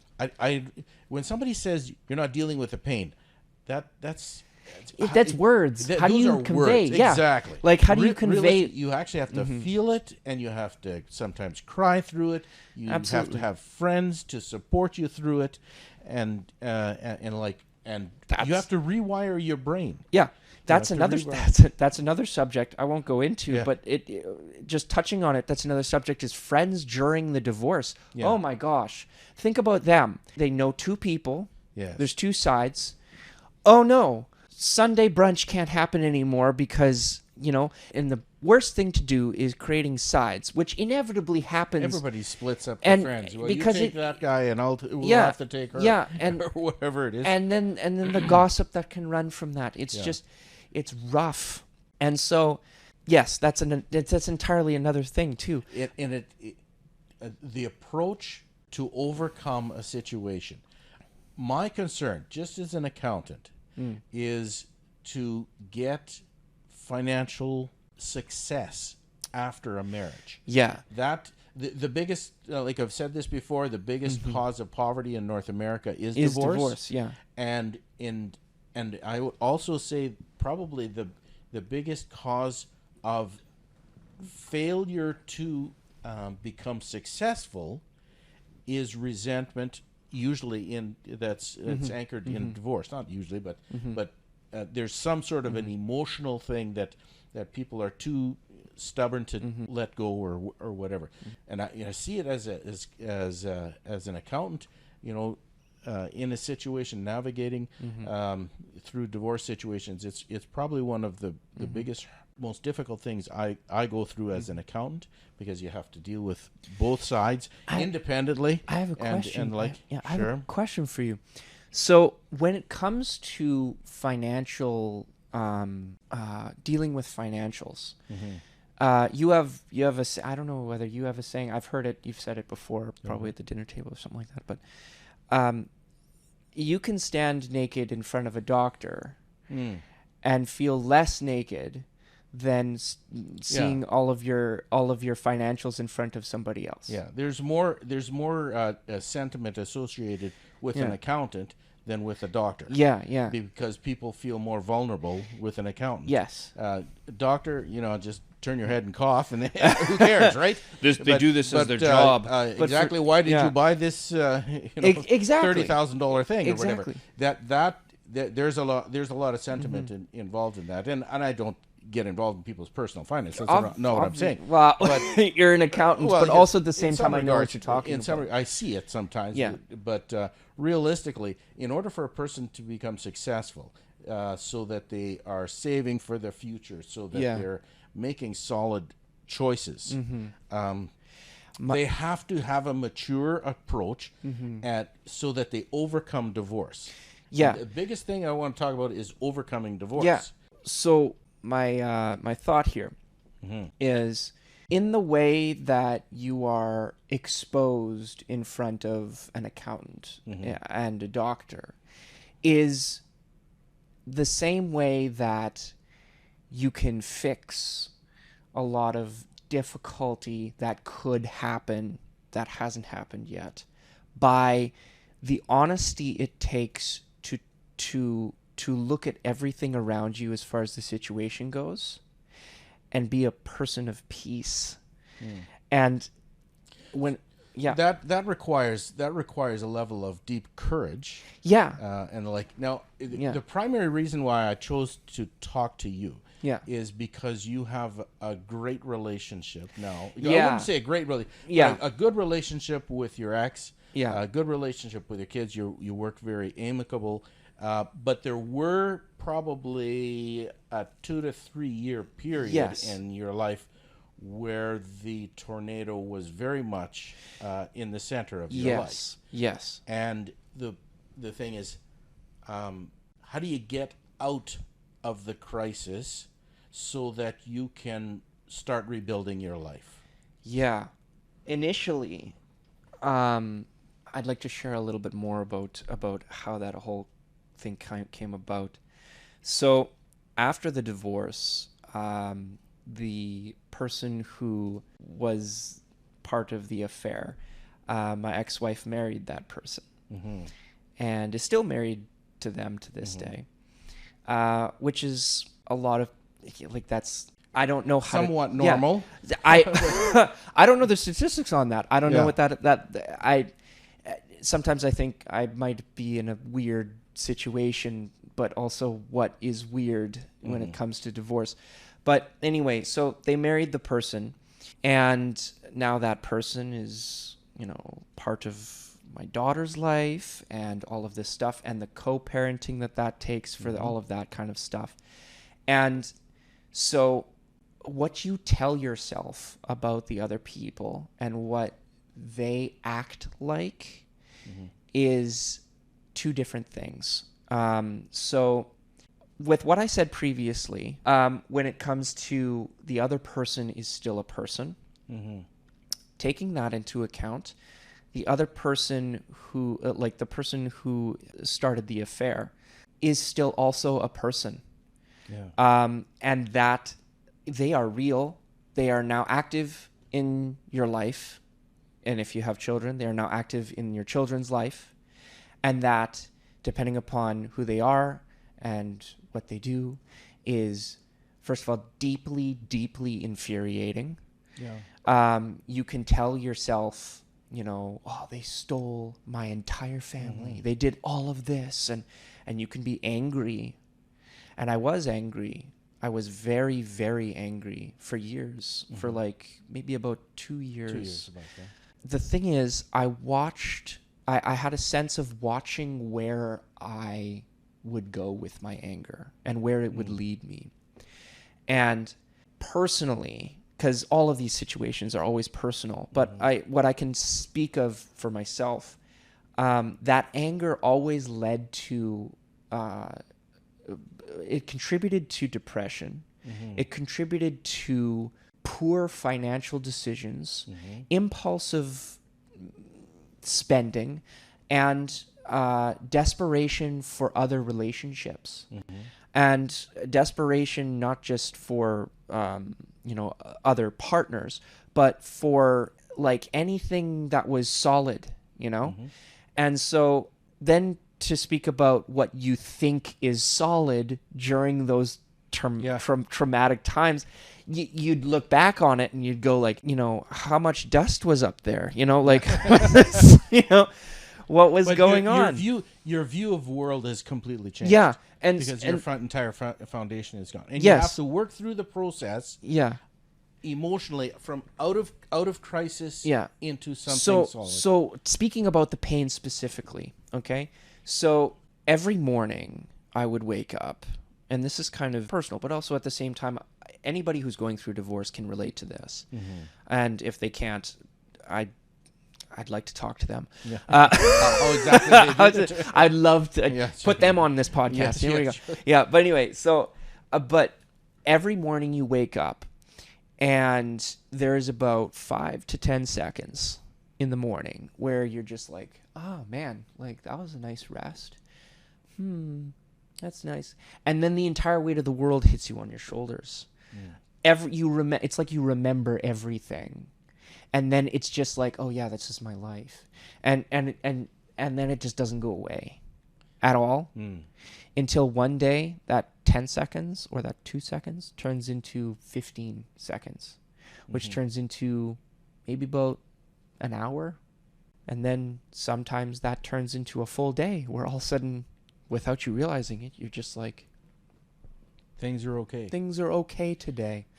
And then that time will increase where you're not an unbearable. I think I totally understand and I agree with everything you say, except with one caveat. Would you not have to stop the negative words in your head? There is that. So that's in my experience. That's kind of a separate thing. Like I'm talking about the pain of like the betrayal and the end of a relationship and the shock of it. That dissipates over time, and everybody's different with that. For me, it was maybe about 6 months. I was already at one day every week. I was okay, but that was sometimes spread throughout different, you know. And so after about a year, I was more put together from a perspective of functionality, functionally being okay. That's nothing to say about anything below the surface. But where you were talking about with what you tell yourself or what others tell you about the situation, there is a proverb that actually rings really, really true here, which I'll share. I'm going to paraphrase it because I haven't memorized it perfectly, but where there is much talk, there is much strife. Something like that, where it's like, if you repeat an issue, if you take and rip open that scab, it separates close friends, it separates, things. And that's something that I found to be very true, because what you tell about yourself can separate yourself from your healing process in what you tell yourself. And so if you can dwell on the fact that you hate this person, or all of these things, but then you bring that with you when you see your child, or when you hang out with the friends that are shell-shocked just like you, or to family gatherings, and and the thing is, everybody else, they care about you. They do. They're also living their own lives too. And initially there is sympathy and everybody deeply cares, that will dissipate over time. And it is not at the same rate as how fresh it is for you. It's not fresh for everybody else. And so that's when real depression can start to hit when you realize that the people around you are starting to move on, and talking about it is not necessarily either the best. You're left alone. You're left alone with your own decisions and thoughts. And that can be dangerous. So making sure that while you're out on the road, I know I'm guilty of this for the first long time, while you're out on the road and you create those scenarios in your head of being anything under the sun, oh yeah, I'm a superhero, whatever, we daydream. Daydream. Those daydreams can turn dark. Those daydreams can be of vengeance, can be of anything under the sun. You can take them. And if you feed them, they start to etch themselves into your personality. And that happens without you knowing. That happens over time, like months. And then you come across, let's say you come across somebody that, maybe a year and a half after the divorce, you come across somebody who you possibly could really see yourself in a relationship with, or a really great friend opportunity, somebody who you have mutual interests with, and it's great.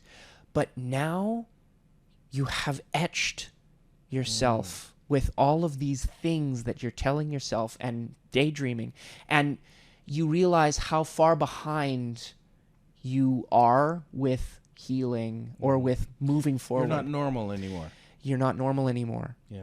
And so you almost have to retrain. If you go long enough without, watching yourself with this, you have to retrain yourself to be social, which is something that us truck drivers sometimes have a difficult time dealing with to begin with. They should, because we're solitary creatures. Well, I know, but they should have plenty of time bumping down the road. There's that too. But oftentimes, either radio or or something, a podcast. I mean, as far as what I'm concerned, CB is pretty dead. But also, when you're in there's areas, there's all sorts of things that keep us from being healed. Distractions or whatever. But you're right. That's like that. That is a long process. That does not come overnight.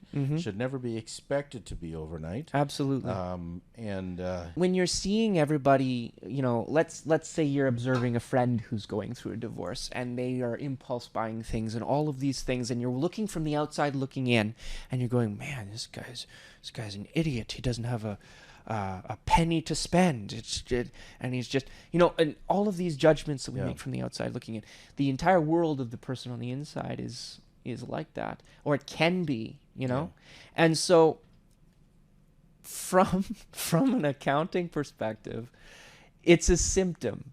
It's not, there's no 5-step program to getting better. But what I've spoken about, if you find the ability within yourself and anywhere else you can to fight against all of those depressing and horrible things and don't cover them up like I covered things up in my marriage. Yeah. Or, somebody might cover them up in their own personal life or marriage. Yeah. It's a symptom. Yeah. And the wake-up call is to face yourself. Yeah. And if other people can make this process hell, and I was fortunate enough to have the opposite parties involved, not be vindictive. They didn't rub the salt in the wounds as much as they could have. Although, in my opinion, there was salt. It's just mostly my end. It was difficult.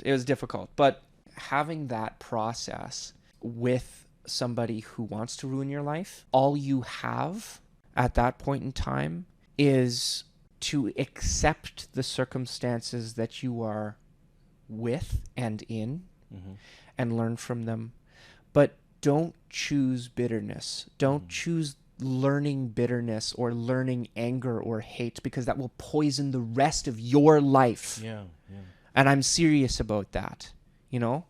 There's a lot of things that everybody can get into that numb things. Yeah. It won't leave until you deal with it. Forgiveness, like you say, it's a phenomenal thing. Yeah. From an accounting perspective, I should be dealing with just numbers, just dollars and cents and stuff like this.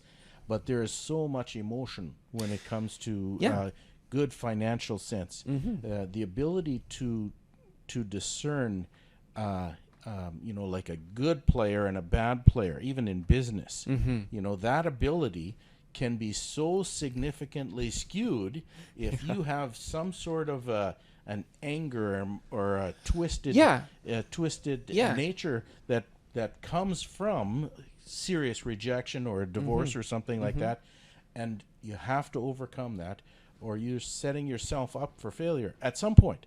Like I said, that 70 however year old client that I have, who's still about, my guess is somewhere around about 35, 40, wherever their divorce occurred. They have just never got past that. Yeah.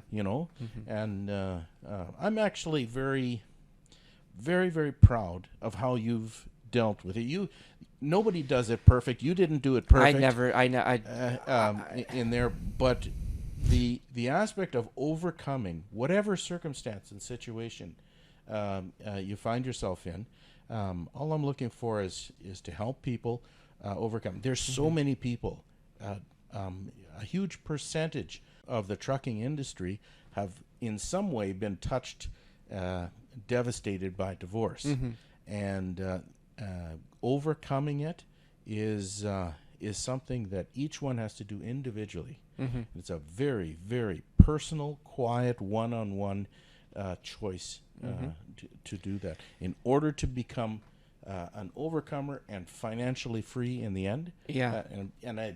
Finances is great when you're retiring and everything. It's not the whole thing in life. Yeah. But I mean, I do have to come from that aspect because that's my career choice. Obviously. Yeah. The thing that I will say, one more thing that I will say, is actually a reason to do this, which is if you have absolutely nothing and your life is being completely overtaken by lawyers, government institutions, and debt, along with personal social problems and all of these kinds of things that follow divorce, and you're looking to save something, save yourself from the bitterness that wants to eat you, because that's sometimes, in some cases, the only thing that we can control is our reactions towards things.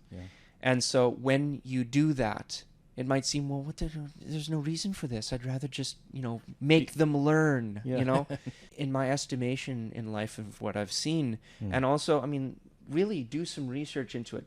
You can jump on Reddit and find 1 billion divorce stories and revenge stories. And listen to that on the road. It'll surprise you. One of the things that is the most important when you're in those kinds of difficult situations is to protect your heart, protect your mind from that. Go on that journey. Because there's nothing else sometimes. And it does well for your kids. Mm-hmm. And you know what's another reason is if you do this well, or if you try to do this well and you maintain a amicable and social relationship in some regards, free of hatred, your grandchildren will love you for it, because they won't have to fight with grandma about which grandma to see what to. Sure. It's generational when this kind of stuff happens too, because you know, my daughter, when she has kids, if she has kids, she's going to be telling the story. It's part of her life too, right? Yeah, absolutely. But how am I going to be a part of that? Yeah. And not only that, what do I tell my grandchildren? Yeah. How do I set an example for them? What example do I want to set for anyone, really? And so that is the attitude that hopefully prevails. Yeah. And it, you know, in our short-sightedness in those divorce situations where we're just trying to get back to the day by day, and every day is a struggle, that is something to remind yourself of as well, which is you might be a grandfather or a grandmother one day, and shooting for how you handle this situation will affect 15, 20, 35 years down the road too. And it's much like that with financial decisions. Exactly. And so that's also one of the reasons why one of my points is financial decisions is a symptom of the greater. Exactly. So, Anyway. Well, thank you very much, John. Yeah, we continue talking at the supper table and stuff like this, but I'm sure glad we made the choice. We wanted to talk about this.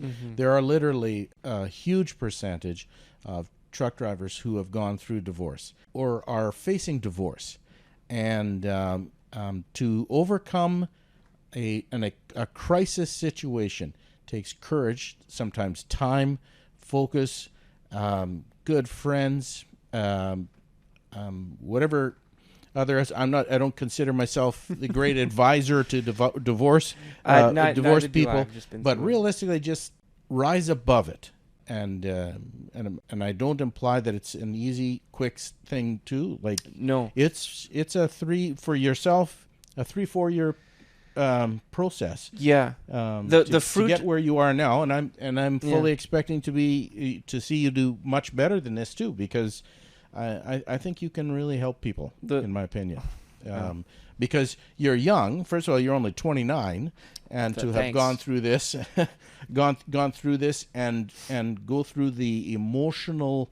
I shouldn't say it's a meat grinder, really. It can be. Yeah, and then now you can maybe help people. Yeah, because it's very sad to see negative stuff like this happen. But there is always a life after divorce, success after divorce too. Sometimes. So. Okay. Yeah. Thank you very much. Have a good trip.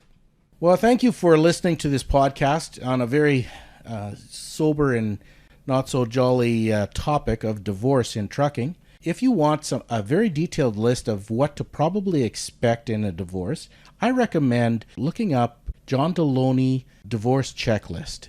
And if you're looking to possibly going through a divorce, look at the checklist, and maybe you're going to think about or see some things that you're not quite thinking about right now. And it'll help you through a process, maybe keep your costs down, and the like. That I found to be extremely helpful. It's many, many pages long, and it's quite thorough for that. That being said, I appreciate your patience going through this uncomfortable topic, and I hope it's benefited you and maybe somebody else in the industry as well. If you like this podcast or want to hear other things about independent operators and their effect, please subscribe to our channel, like, share. Maybe we can help as many people as possible going through the industry and through life. All right, other than that, have a great trip. Thanks for stopping by Making Your Miles Count. For further Making Your Miles Count productions, call us at 877-987-9787 or download us at makingyourmilescount.com.